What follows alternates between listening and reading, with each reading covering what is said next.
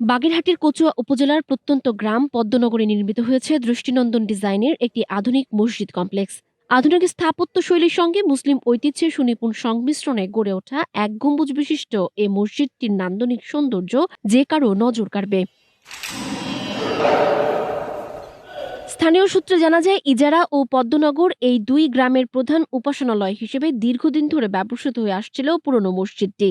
সময়ের ব্যবধানে ভবনটি জরাজীর্ণ হয়ে পড়ায় নতুনভাবে আধুনিক মসজিদ কমপ্লেক্স নির্মাণের উদ্যোগ নেওয়া হয়। ২০১৮ সালে স্থানীয় ব্যবসায়ী সর্দার জাহিদুল ইসলাম ব্যক্তিগত উদ্যোগে নির্মাণ কাজ শুরু করেন।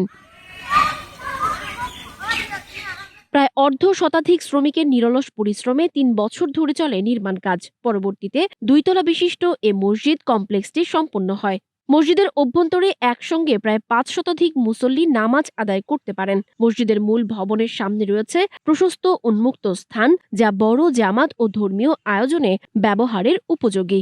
প্রাকৃতিক আলো বাতাস চলাচলের জন্য রাখা হয়েছে পর্যাপ্ত ব্যবস্থা। পুরো মেঝে মার্বেল পাথর দিয়ে নির্মিত হওয়ায় ভেতরের পরিবেশে যুক্ত হয়েছে আলাদা সৌন্দর্য ও শীতলতা।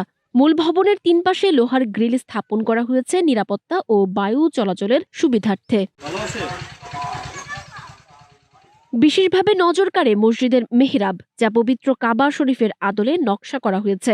নান্দনিক নকশা, পরিচ্ছন্ন পরিবেশ ও আধুনিক সুযোগ সুবিধার কারণে মসজিদটি ইতোমধ্যে এলাকাবাসীর গর্বে পরিণত হয়েছে।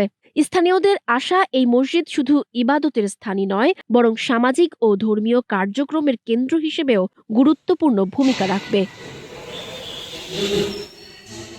সানজিদা আফরিন, সোনিয়া, নাগরিক, প্রতিদিন।